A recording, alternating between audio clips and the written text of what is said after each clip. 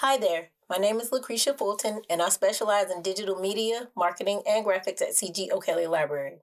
Together in this tutorial, we will cover some tips to increase the visual appeal of your research presentation poster. We aren't going to go over every single tool and its features, but what we will do is use the template provided in the Canvas Scholarship Day Shell to make a poster in PowerPoint that looks like this one here. This tutorial uses the 365 online version of PowerPoint available through the university. The 365 online version is like the desktop version, but a few options present differently or are not available in the online version. You can install the Office 365 desktop application on your personal computer by going to the App Launcher, to the Office 365 arrow, and then on the new pop-up screen, click on the right button where it says Install Office. All of the computers in the library have Office 365 desktop installed. There are no chart tool options, and you cannot record audio in the 365 online PowerPoint version. So, if you use the online version, the charts and audio have to be added from another program that you choose to use. In general, you need to make sure that your posters hit some basic design standards. Remember to choose a simple color palette. 3 to 5 colors is good, no patterns, and remember to use contrasting colors. As long as the colors contrast, the poster is easier to read. However, avoid neon colors and colors that vibrate against each other, meaning something like this. The edges of two directly adjacent colors appear to merge, blur, and glow, and that gives an illusion of motion. Black and white have the highest contrast. Remember to make sure that your text is well aligned. I'm not just talking about if the text is left aligned or aligned to the right or centered. What I mean is make sure that the text above and below each other is well aligned to whichever side it is that you choose to place it on. Your research shouldn't be too wordy in your poster. It should state the most important information. The rest of the information should be stated during your presentation. Audiences often focus most of their attention on the poster's title, abstract, and any figures, graphics, pictures, or tables that you use. Those are the things that they likely can see from a distance, and you will want to use those things to stand out to grab their attention. Your title should be concise and interesting. In some cases, you may need to use a specific title, but if you can use your own title and don't have to follow a certain standard format, you can try to think of something short and sweet that conveys your point. Information should be able to be viewed from about 6 feet away. The actual size of this poster template is 48 inches wide by 36 inches tall, so it's actually pretty big. You may be presenting digitally instead of printing a poster, so take that into consideration. Make sure that you're using fonts that are easy to read. The fonts we're using are Open Sans as our sans serif font for the headers and title, and Garamond as our serif font in our body text. The template uses Arial for everything on the poster, and you can leave it that way if you wish. If you do decide to change the font, I suggest that you use sans serif fonts for the headers and titles, and serif fonts for the body text. A serif is a decorative stroke that finishes off the end of letters, sometimes called the feet of the letters, while the sans serif font is a font that doesn't. Make sure that the text is highlighted. Go over to the Home ribbon. Select the font Open Sans here in the font name field, and select the size here in the font size field. To change the title to all caps, go here to the More tab options 3 dots, down to uppercase on the pop-up menu, and make it all caps. Next, add a subtitle that is smaller than the title. The 80-point size was used here. This part is not all caps. Under that, add your name at a smaller 50-point size. The template is already bold. To change that, highlight the text, make sure you're on the Home tab, and then go over to the bold B. You can also choose to underline and italicize here. Below the author's name is the group affiliation. In this case, it's the university. The size is 44 point. That takes care of the top portion. Make sure to use the size hierarchy, going from large to small, depending on the information. Project title should be about 50 to 120 points. Authors are about 44 to 80 points. Section titles are 36 to 40 points. Abstracts are about 24 to 36 points. Introduction and methodology are about 24 to 30 points. Use nothing smaller than 24 points. The only exception is the references and acknowledgement portions, which can be 16 to 24 points.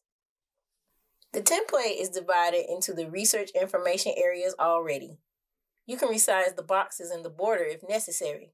To resize the box, select the box you want to change, then hover your mouse cursor over one of the dots that appear until the double arrow comes up. Use your lower middle dot here and click and hold to drag to size. To resize the border, make sure you have the area selected and either right-click to get a dialog box and select Shape Outline, and then go to Weight and select New Line Weight, or you can go up to the Home Ribbon tab, over to Shape Outline, down to Weight, and select the New Line Weight here.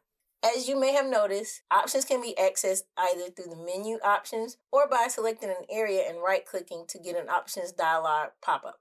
Here's the abstract section. Increase the section header size to 50 point. Make sure the font Open Sans is selected.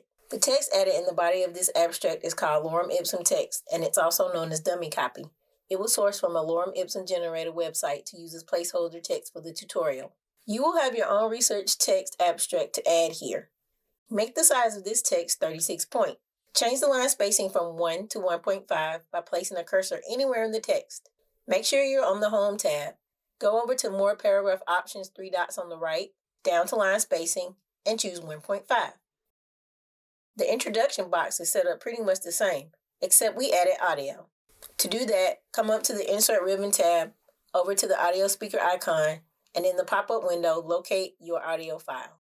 If you're using a desktop version, you'll be given the option to record audio. To do that, click the red button here to record.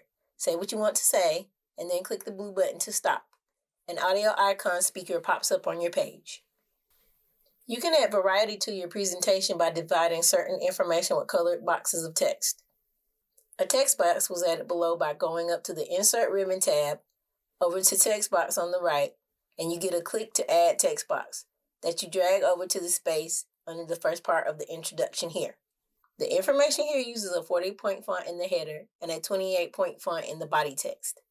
Color was added by selecting the text box and making sure that you're under the Home Ribbon tab, then going over to Fill on the right and choosing the color you want to use.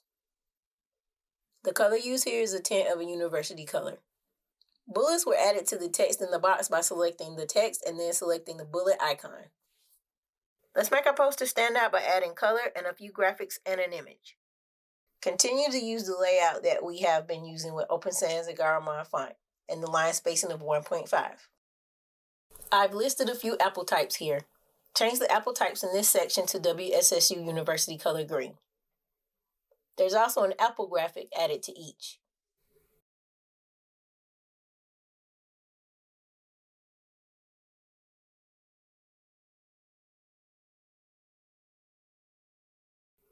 The Apple icons were found at the Flat Icon website, where you can find free icons to use. After you've downloaded the Apple icon, on your poster, go to Insert, then over to Pictures. Choose from this device, click the Choose File button, locate the icon, select it, and then click Insert. Resize the image, and then click and drag into position next to those Apple types. The text will overlay the image. To correct this, add an indentation space to the headers away from the icon by highlighting the header, making sure you're on the Home tab, going over to Paragraph section, clicking this little corner arrow right here, and that opens the paragraph dialog options. Change the before text indentation to 0.6. Do this for each header. To the right, I added an image that I downloaded from a free stock site called Pexels. After downloading the image, you need to resize and crop it. Drag at those circle corners we saw earlier to resize. Crop it by selecting the picture and right-clicking to get crop bars. Pull and adjust these to your liking. Click off the picture and you're done. If you don't like what you've done, click on the picture and try the steps again. The chart added in the results section was created using the chart creation option in the desktop version. So you would add it the same way you would a picture on the online version, just like what was done with the woman in the picture earlier. Remember, the online version of PowerPoint cannot add chart data. If you're using a desktop version, your table will be added by going up to Insert, then to Table. Add 3 columns and 6 rows.